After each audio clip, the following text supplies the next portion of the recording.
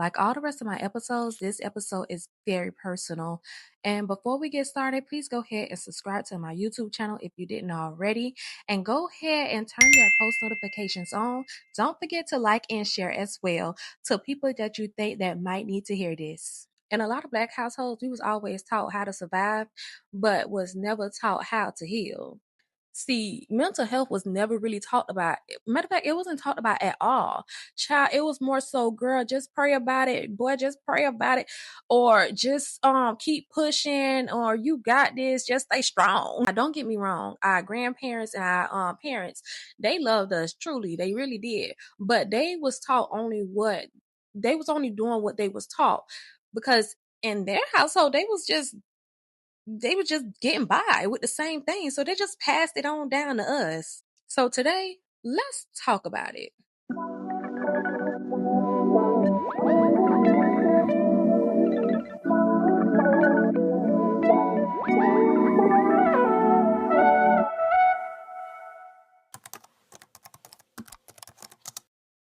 A lot of our parents never grew up on how to properly heal themselves from past trauma. See, their parents was more like, listen, you better pray on it or you'll be all right, child. And was it all right? No. Hell no. But then again, they was only passing down what they was only taught. And child, don't get me started with you going to your parents telling you goddamn depressed. Like they gonna look at you and be like, "What you so goddamn depressed about? You you got it better than most. Some people out here got it worse." Like, sounds familiar? Once again, our parents wasn't necessarily trying to hurt us. They were just doing what they only knew. But here's a question. How many parents do y'all know sit and apologizes to their kids? Exactly. Because a lot of our parents wasn't even taught emotional accountability either. Let's get into how people always talking about how we are always some strong Black women. Like, what does that even freaking mean? Because if we so strong, how come when we are alone, we just sit and break down? See, people see us showing up, people see us smiling, but they never see the shit that we have to go through every single day, the mental capacity that we carry. They don't see that shit. And don't get me started with how we have to really like sit and hold in all our feelings because somewhere down the line we was taught that, oh, our feelings is not valid. And then we have this strong Black man. Once again, what does that even freaking mean? Like our Black men are literally carrying heavy loads as well. Like they over here trying to be a protector. They trying to provide and they trying to hold all this in together while mentally they are breaking down. See, a lot of people don't see all that pressure that they're under because they are holding it in so well. Both Black men and Black women, they carry on a whole lot. Y'all may see us around here smiling, but mentally and physically, we are exhausted. Let's not forget, in our community, asking for help sometimes may deem as a weakness. I do not like when people tell me that I am so strong. Like, bitch, I'm over here struggling every single day. Like, no, don't say that I'm strong. Do y'all not see exactly what the fuck I'm going through? Yes, I might be smiling this day, but bitch, that same night, I was just boohoo crying. Like, I am gonna break down and get up next day like ain't nothing happened. But is it okay? No, because that's for that simple reason is why I don't talk to people because they gonna always see that, oh, you're so strong.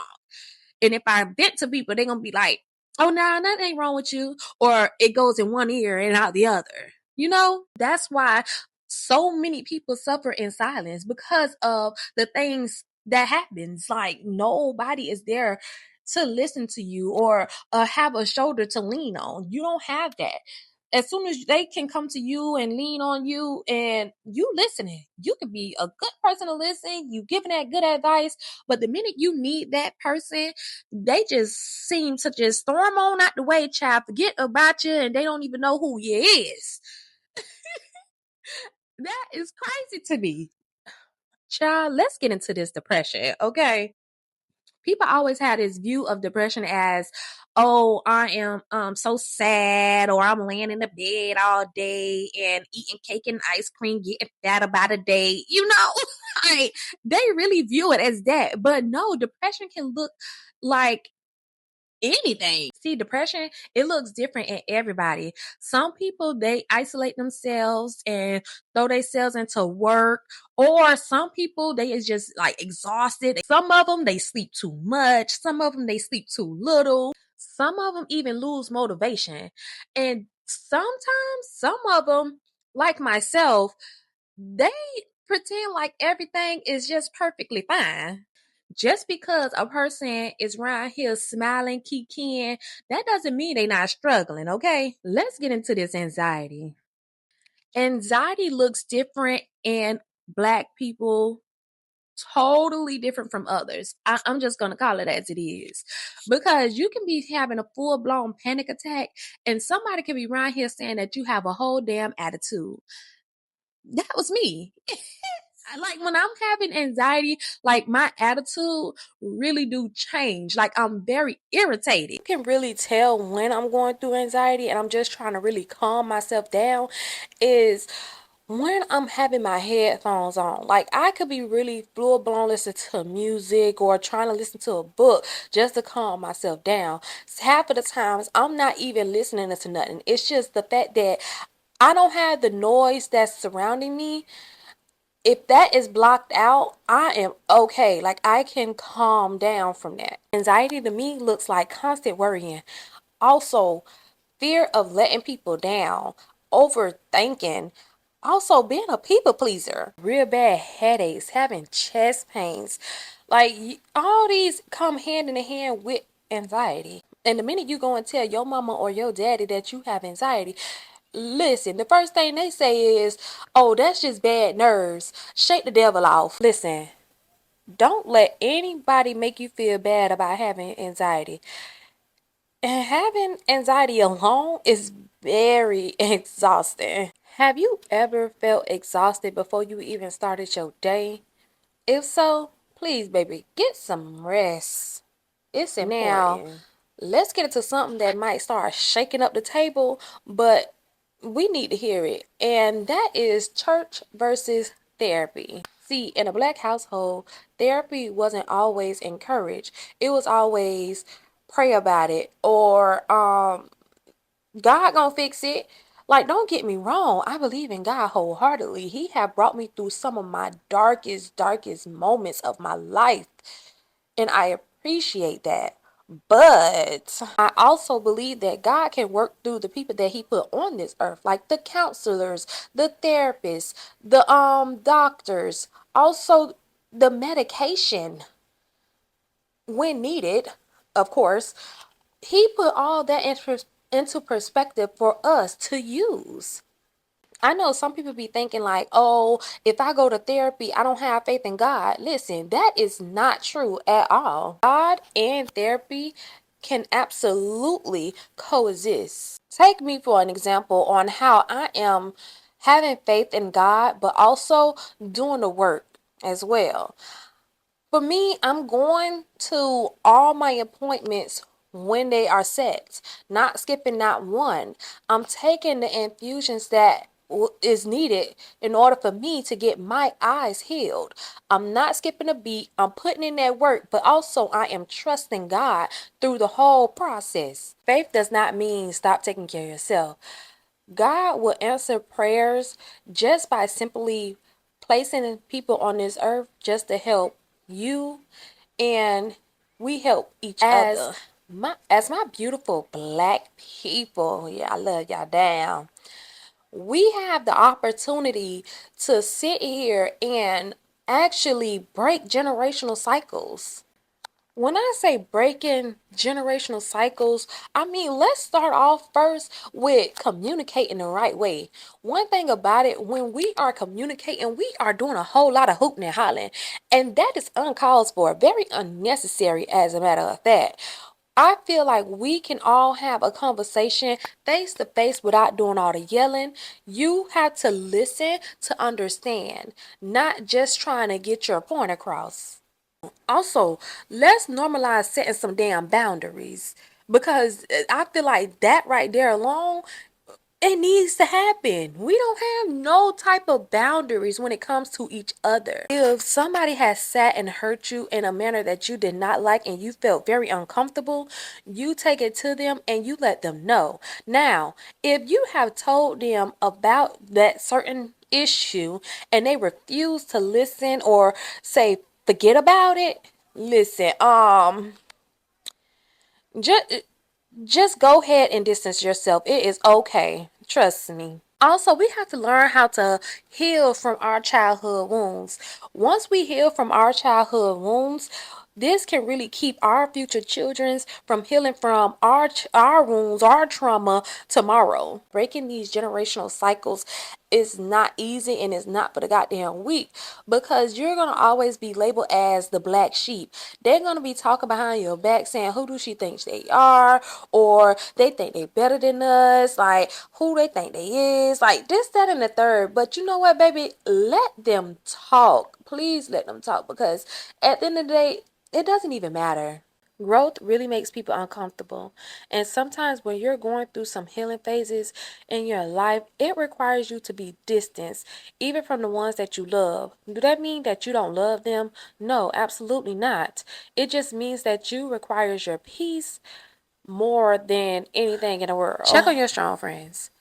Check on them, check on them, check on them. I don't know how many times I see that around on the internet, but really check on your strong friends. And when I say strong friends, I mean the ones that's around here kiki laughing and smiling, acting like everything is okay. The ones that's always checking on everybody else, but nobody checks on them.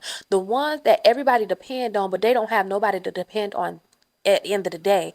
Like, them people alone, them are the ones that you need to check on because they are struggling the most mentally and physically. And I don't mean just a check on them, hey, how you doing, and go about your goddamn business. I mean, say, hey, how you doing, and give them some space for them to answer honestly.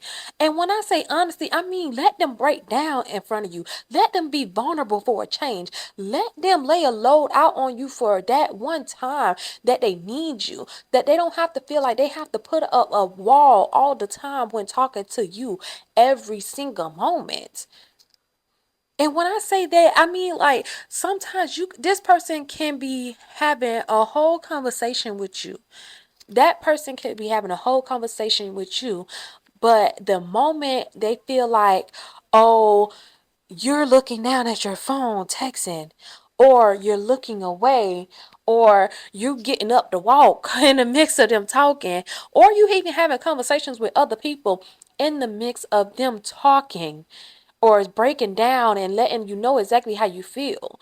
Like them the ones that really need it. They really feel like, oh, I have to put up this shield now. I have to put up this wall because bitch, they don't give a fuck about me. So why should I sit here and pour out all my heart looking dumb? Because this is exactly how they feel. A lot of us are out here fighting silent battles mentally. We are out here struggling. Majority of us are out here just willing to just end it all. When I tell y'all, it's too many of that is going on. So if you have a friend that's coming to you, let them come to you because them coming to you, it helps. It makes them feels like, oh, like in fact I do have somebody. Maybe I do have a listening ear. I really had a chance to open up to somebody without feeling ashamed or feeling like I'm being judged. It's a lot. It really is a lot. And I feel like this is why I say check on your strong friends because they need it the most.